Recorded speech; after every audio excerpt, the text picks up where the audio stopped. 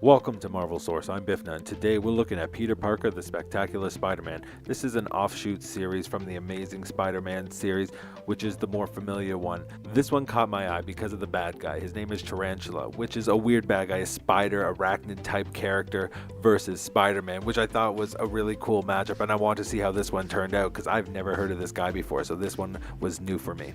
And issue 1 of this series passes over the whole concept of Peter getting his powers becoming Spider-Man because they assume that you already know at this point. You don't need to have it re-explained. On the first page there is a little box explaining it though, just in case. And on this opening splash page we just get a little bit of an insight from these yellow bubbles telling us this is a pretty boring scene. There's nothing going on. It's supposed to put you to sleep. Peter's here just because he needs to get the pictures for J. Jonah Jameson because he needs money. This is his job and he has to be here for that purpose. And one thing I find bittersweet in comics is this little spiky bubble that's kind of fourth wall breaking, saying, hey, there's going to be action on the next page. I get the trope, but And this Chancellor just talking about how he wants to get more kids into school regardless of the financial crisis, which is admirable. Off in the bushes are Tarantula and who I can assume are his two henchmen, with Spider-Man overlooking the whole scene trying to take the pictures. And he's just off having his own little conversation in his head about his views on what the Chancellor is saying when all of a sudden Tarantula comes flying into his viewfinder of his camera, leaping into attack on the Chancellor. Spider-Man recognizing it as Tarantula right away and assuming from what he says that he just escaped from jail. He must have fought him at one point and put him in there, but now he's out. Tarantula and his men leaping at the Chancellor, with Tarantula hitting the gun out of the guard's hand with his spike-toe boot. And from the first 2 moments we even see him in action, all I can assume is that his power, his evil villain power, is spiky shoes. And just from the dialogue, I can assume Tarantula is Mexican or at least Spanish in some way, as he says Senor Lonsky as well as mi amigos. And thankfully in this panel, Spider-Man gives us a little bit of backstory on who this guy is. Apparently he used to team up with the Jackal, and I really like what they do with these comics when they talk about these references. They put that asterisk beside the Jackal, and then in the bottom corner it'll tell you which issue that was if you want to go back and see it for yourself. Flying into the action, Spider-Man notices that Flash Thompson and Mary Jane are in the crowd because of course they would be. This has to have some raised stakes for Peter for it to be enticing for the reader. Well, also it gives us a reason why they're there to begin with. Flash takes classes here. Mary Jane has been dating him for a bit, so she would come with him. We then see Tarantula leaping in at Peter with his spiky shoes. Again, this is the first time I've ever seen this villain, so I don't know a lot about him. As far as I know, he's just spiky shoe guy. But I'll give him credit where credit's due because those shoes look like they do some damage. But of course, the more I'm reading this issue, the more I'm learning. Apparently Tarantula was trained in his country in South America to be their Captain America type figure with his skills and power. And even Spider-Man reflects how I feel about this bad guy. This guy is pretty much gymnastics with pointy shoes. But apparently Tarantula's pretty good because Spider-Man was at a standstill with him the last time they fought, and he doesn't want that opportunity given to him again. And apparently Tarantula's weakness is his male ego, so Spider-Man's attacking it with the web dong. Tarantula's henchmen are forgotten about by Spider-Man and they're getting away with the Chancellor.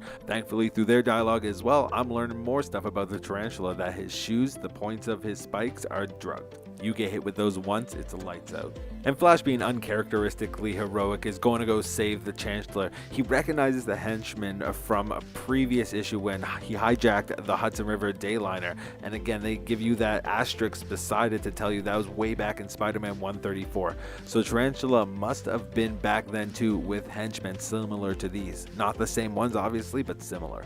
But Flash doesn't last too long at all. One punch and he's out. Spider-Man saw Flash get knocked out and he lets us know that he's only been stunned, so that's good. You don't want him to die or get really badly hurt. While Tarantula's laying on the ground, he's wondering, is this guy faking it or is he out cold? Clearly he's faking it because he gets a kick in the rib. Tarantula saying that he could kill him with one blow because he was pretty close to having the spikes in the gut. And he jumps into action as his henchman car starts driving away, landing on the back with a Michael Jackson pose using those spikes to secure himself. Spider-Man still recovering on the ground from that kick in the chest. He thinks it might have broken a rib, but he is down and out right now.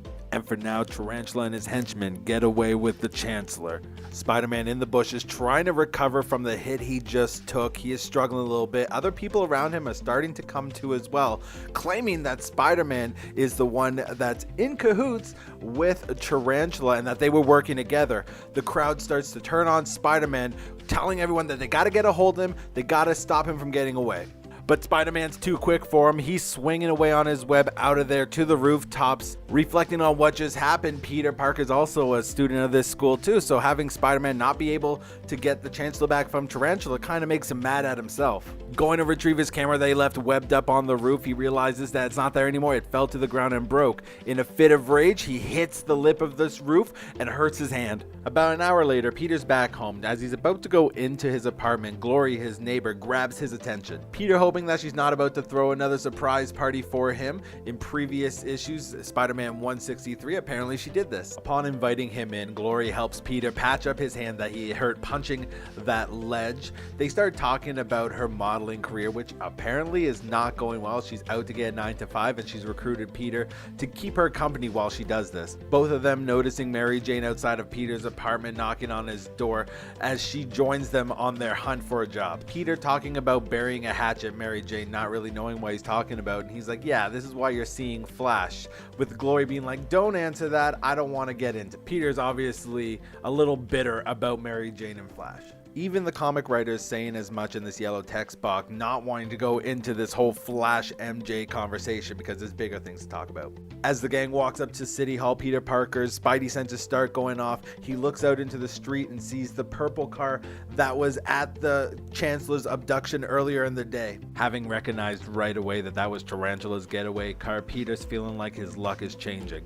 With Peter ducking away from the girls to go to the men's washroom to turn into his Spider-Man outfit, he's thinking that he was only half asleep this morning trying to fight Tarantula. That's why he got the better of him. But no, Tarantula is actually a pretty tough opponent. Talking about how Tarantula's abilities matches his perfectly, which I still don't get. Peter has so much more utility in his arsenal. Again, this guy's just poisonous pointy shoes as he tries to kick and flip. Peter putting on his gear reluctantly, his web slingers. He doesn't really want to do this fight, but he knows he has to at some point. Leaping out the window and swinging into action to go find Tarantula. And in the aftermath of Spider-Man leaving, you don't really get to see this civilian side of it. This employee from the building, the City Hall, is heading towards the bathroom, complaining about his job. And as he gets to the door, he realizes it's locked because Peter locked it as he went in to change into his outfit, which makes sense. He's hiding from people, but it's funny that he forgot to unlock it, and this guy is panicking. In the basement parking lot of City Hall, this purple limousine we saw on the street is letting out Tarantula and his henchmen. According to this mysterious figure driving, they can't mess up this plan. They have to kill the mayor.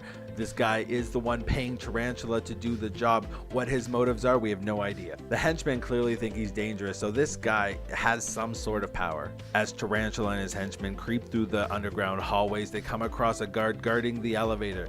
Tarantula hits him from behind and down he goes. Somehow having this mysterious key that operates the mayor's private elevator so they can get in there to go to his office. Tarantula and his henchmen shocked as they're caught by surprise by Spider-Man, who's hanging on the roof above them, swinging down on one of the bad guys' head, cracking him as the other henchman grabs him from the roof and tackles him to the ground. Tarantula leaping into the elevator while his henchman deals with Spider-Man, getting away for the moment up the elevator, heading towards the mayor. Spider-Man cluing in, getting this henchman off him with a crack to the face, trying to get onto the elevator himself, but without that key, that door is locked and he can't get through. He can't run up the side of the building either because by the time he gets up there, Tarantula would have killed the mayor, so he can't get up there quick enough. His only option is to try and rip open this door, but it's 3 inches of thick metal. He has to pull through it before his fingers buckle. As he struggles to do it, he finally rips it off completely, just showing how strong Spider-Man really is. And now that the door's out of the way, he has a faster route to Tarantula. But up in the mayor's office, the mayor is talking with one of his advisors about the bills that are piling up and how they need $60 million. This guy's name, though, I have no idea what they were thinking when they thought it up. His name is Ogilva. How do you even pronounce that? In the middle of their conversation, Tarantula shows up in the private elevator Weird name guy instantly recognizing him the same way Flash Gordon recognized him from when he hijacked those Dayline cruises. The mayor thinking that he wants money, not realizing that Tarantula was sent up here to kill him. But Spider-Man caught up in time and was able to tackle Tarantula out of the way of the mayor and his friend. Tarantula just monologuing about how where he's from, life has no value and they're only used to accomplish one goal, and that's to gain power. And he's going to use Spider-Man to gain the power that he needs, by force or willingly. Spider-Man trying to entice Tarantula to stand up, telling him he wants him standing when he lays him out, which is a ridiculous line. It's like saying, I want your eyes closed when you're looking at me. But Tarantula, playing to his own strengths, throws a kick at Spider-Man with his spiky toes as Spider-Man dodges out of the way.